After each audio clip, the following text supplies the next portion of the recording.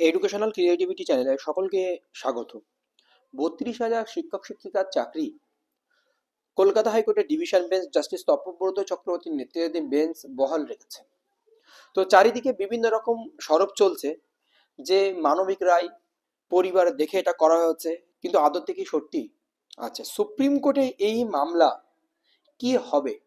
এই মামলা নিশ্চয়ই সুপ্রিম কোর্টে যাবে। যারা হেরেছেন তারা সুপ্রিম কোর্টে যাবে।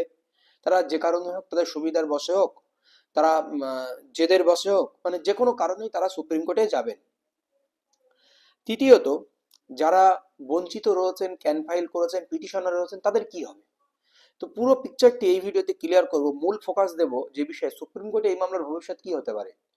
কারণ ভবিষ্যৎবাণী করার লক্ষ্য আমার নেই, কিন্তু কিছু তথ্য তো তুলে ধরা যেতেই পারে প্রিভিয়াস তথ্য ধরেই, যে বলা যেতে পারে যে এমনটা, এই তথ্যের উপর ভিত্তি করে এমন কিছু আউটকাম আসতে পারে। কারণ কাগজ কথা বলে, অর্ডার কপি কথা বলে। ঠিক আছে, চলুন আমরা সেই বিষয়গুলি পুরোটাই আপনাদেরকে এই ভিডিওতে দেখাবো।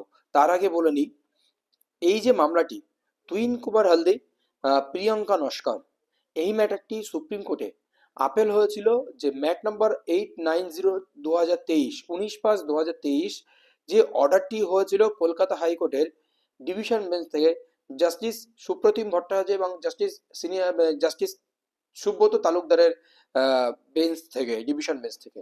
তো তারপরে এটা কিন্তু চ্যালেঞ্জ হয়েছিল, খুব 3-4 দিনের খুব তাড়াতাড়ি এর শুনানি হয়েছিল। তো কলকাতা হাইকোর্টের সিঙ্গেল বেঞ্চে 32,000 মামলার কি কি অর্ডার ছিল, আপনারা সেই বিষয়ে সবাই অবগত।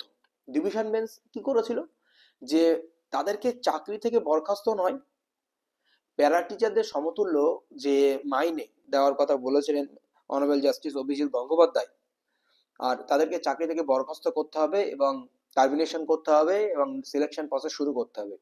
ওটা ডিভিশন বেঞ্চ কি জানিয়েছিল, যে তাদের সিলেকশন প্রসেস চলবে, চাকরি থেকে টার্মিনেশন এখন নয়, এবং প্যারা টিচারদের সমতুল্য যে মাইনে ওটা এখন নয়। ওরা চাকরি করবে সমতা বিধান রেখেই, বা একই ওয়েটেজে চাকরি করবে, কিন্তু সিলেকশন প্রসেস চলবে। তো এটার উপরে ভিত্তি করে সুপ্রিম কোর্ট কি জানিয়েছিল দেখুন। The primary contention advanced before this court is that the process of selection has been set the notice by the land single judge. তো এবার দেখুন, হ্যাভিং হেয়ার ল্যান্ড কাউন্সিল, সমস্ত কাউন্সিলের পক্ষ থেকে, পশ্চাদের পক্ষ থেকে, পিটিশনারদের পক্ষ থেকে, রেসপন্ডেন্টের পক্ষ থেকে সমস্ত কিছু শোনার পর, for the parties all length and considering the, পুরোটা শোনার পরে, then considering the fact that the order impugned passed by the division bench, impugned order division bench passed করেছে ইন্টারিম ইন নেচার, সেই কি অন্তর্বর্তীকালীন একটি order, we refrain ourselves from expressing any opinion on the merits of the case, আমরা সম্পূর্ণ এই কেসে যে মেরিটটি রয়েছে সেটা সম্পর্কে আমরা অবগত নই, বা আমরা সেটা থেকে বিরত থাকছি। মেরিট নিয়ে কোনো আলোচনা হয়নি। At present we are prima facie impressed with the contention of the petitioner, hearing that the order passed by the land single judge without joining them as party.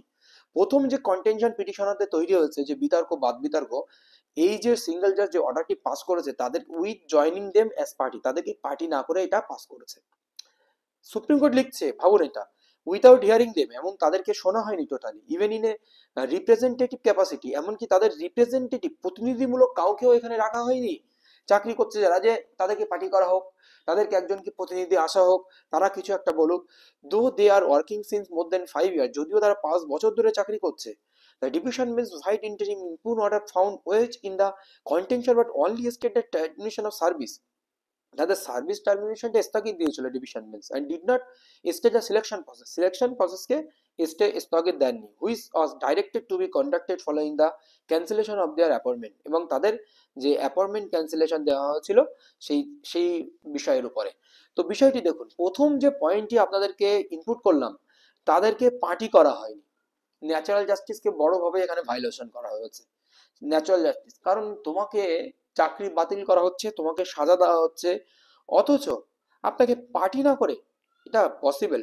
We find, Supreme Court এর পরিপ্রেক্ষিতে কি order দিচ্ছে দেখুন, we find reasonable force in the submission made by the counsel for the petitioner that if the appeal which is subjudicate before the division bench succeed, then the whole colossal task of conducting and continuing with the selection process will go absolutely in the vain and lead to enormous financial burden on the board.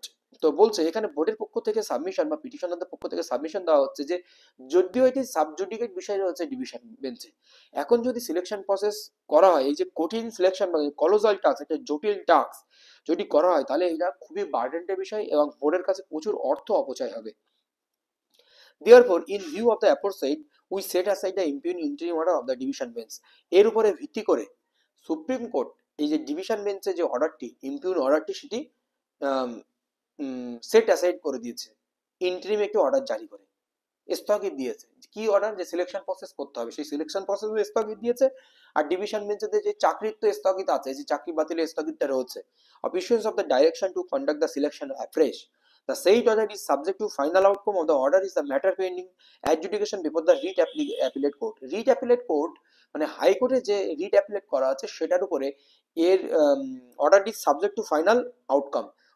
Writ appellate কোর্টে যে মামলা রয়েছে সেটার উপরে এই মামলার ফলাফল নির্ভর করবে। ফলাফল একদম সম্পূর্ণ সুপ্রিম কোর্ট বলে দিয়েছে এখানে। তাহলে সুপ্রিম কোর্ট বলে দিচ্ছে প্রথমত এখানে ন্যাচারাল জাস্টিস ভায়োলেশন করা হচ্ছে, কারণ তাদেরকে পার্টি করা হয়নি। তারপরে এখানে পর্ষদের সাবমিশন ছিল, একটা কস্ট অফ দ্য রিপিটেশন, পুনরাবৃত্তির ভিত্তিতে we further make in clear, আমরা ক্লিয়ার আরো পরিষ্কার করছি that we have not express any opinion on the merits of the case or on the contention of any of the parties. কোনো পার্টির contention বা বিতর্ক বিষয়ে আমরা ঢুকছি না এবং এর মেরিট নিয়ে আমরা কোনো কিছুই প্রকাশ করছি না বা মতামত প্রদর্শন করছি না। The parties are at liberty to raise all contention before the writ appellate court. সমগ্র পার্টি তাদের কন্টেনশনটি রিট অ্যাপিলেট কোর্টে মানে কলকাতা হাইকোর্টে তুলে ধরবেন স্বাধীনভাবে, which shall be duly considered on its own merits, তাদের নিজস্ব মেরিটের উপরে ভিত্তি করে তাদেরকে শুনতে হবে। এবার জাস্টিস তপব্রত চক্রবর্তী এই মামলাটা এত শুনলেন কেন? কারণ এই যে লাইনটা দেখুন, writ appellate court which shall be duly considered on its own merits, তাদের ওন মেরিটে সমগ্র বিষয়টি রিট অ্যাপিলেট কোর্টে তুলে ধরবেন, সুপ্রিম কোর্ট অর্ডার দিচ্ছেন। In view of the foregoing discussion, বৃহত্তর আলোচনা করে this petitioner stand dispose of, সেটাকে ডিসপোজ করে দেওয়া হয়েছে মামলাটি। এরপরের লাইনটা খুব গুরুত্বপূর্ণ, vital. At the controversy relates to selection and appointment of the large number of assistant teacher, বৃহত্তর একটি শিক্ষক সহশিক্ষকদের চাকরি চলে গেছে, তাদের সিলেকশন প্রসেস নিয়ে একটা প্রশ্ন তুলেছে। দেয়ারফর উই রিকোয়েস্ট দ্য হাইকোর্ট, হাইকোর্টকে রিকোয়েস্ট করা হচ্ছে এত নম্বর মামলা, এত number 890, 874, 873, 890 any other case if, যদি এই রিলেটেড আরো কোনো মামলা থাকে, বাই দ্য অ্যাগ্রিভ পারসন, যে যারা ক্ষুব্ধ, assailing the order of the learned single জাজ, নীল সিঙ্গেল বেঞ্চের অর্ডার দ্বারা তারা আক্রমণ হয়েছে, অ্যাজ এক্সপেশালি অ্যাজ পসিবল, খুব দ্রুত সম্ভাব্য, খুব মূল্য দিয়ে তাদের এই যে অভিযোগগুলো হাইকোর্টকে রিকোয়েস্ট করা হচ্ছে তাদেরকে শুনতে। তাহলে বলা হয়েছিল কি, রিট অ্যাপিলেট কোর্টে সব জানাতে হবে, হাইকোর্ট এটার সিদ্ধান্ত নেবে। সুপ্রিম কোর্ট তাদের যে কথাবার্তা সব জানিয়ে দিয়েছিলেন, তাহলে সুপ্রিম কোর্ট এটা রিলিজ করে দিয়েছিল হাইকোর্টে প্রথমত। তাহলে যে মামলা সুপ্রিম কোর্ট একবার রিলিজ করে দিয়েছে হাইকোর্টে শোনার জন্য, হাইকোর্ট সুপ্রিম কোর্টের নির্দেশ অনুযায়ী 19টা শুনানি করিয়ে 19 গুণ 2.5 ঘন্টা করে আপনি দিন, 2 ঘন্টা 2.5 ঘন্টা করে শুনানির সময় দিন। তো এতক্ষণ প্রায় 60 ঘন্টা বা মানে 50, 55, 57 ঘন্টা মতো এই মামলা যে একটি কোর্ট ডিভিশন বেঞ্চ শুনেছে সুপ্রিম কোর্টের নির্দেশে, আপনার মনে হয় সুপ্রিম কোর্ট এই মামলার মধ্যে আরো বিস্তারিতভাবে হস্তক্ষেপ করবে? কখনোই করবে না সঠিকভাবে, কারণ সুপ্রিম কোর্টের নির্দেশে হাইকোর্ট শুনেছে, আর হাইকোর্ট সেখানে 19 দিন 2 ঘন্টা 2.5 ঘন্টা করে শুনানি করেছেন, বৃহত্তর শুনানি করেছেন।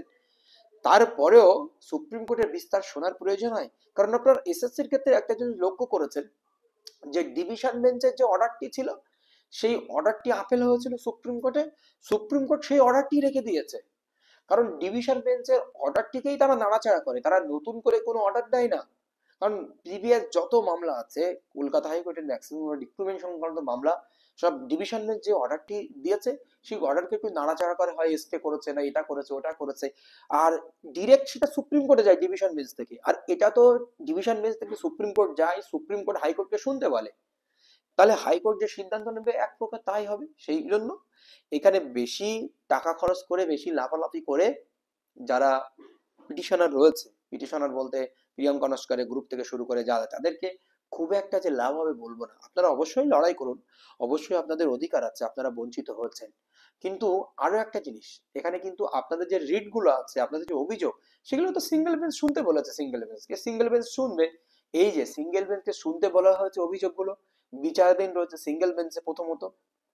দ্বিতীয়ত সিবিআই তদন্ত এখনো চলছে, অ্যাডজুডিকেট ম্যাটার এখনো রয়েছে। ডিভিশন বেঞ্চ ডিভিশন বেঞ্চে পাঠিয়ে দিয়েছিল, তাদেরকে পার্টি করা হয়নি। সুপ্রিম কোর্ট স্পষ্ট লিখেছে তাদেরকে পার্টি করা হয়নি। বিষয়টা দেখুন, এটা তো বিষয়। তো এই সমগ্র বিষয়ের দিকে বিচার বিশ্লেষণ করে বলা যায় অবশ্যই সুপ্রিম কোর্টে তারা যেতে পারে। সুপ্রিম কোর্টও খুব একটা বেশি হস্তক্ষেপ করবে না। আর যে আহামরি যে সুপ্রিম কোর্টে ভীষণ কিছু চাকরি বাতিল হয়ে যাবে, কিচ্ছু হবে না। যেমনটাই চাকরি করছে সবাই তেমনটাই চাকরি করবে। ধন্যবাদ। অনেকে রাগ হতে পারে ভিডিওটি শুনে, কারণ আমি বাস্তব কিছু কথা তুলে ধরলাম তো এই জন্য।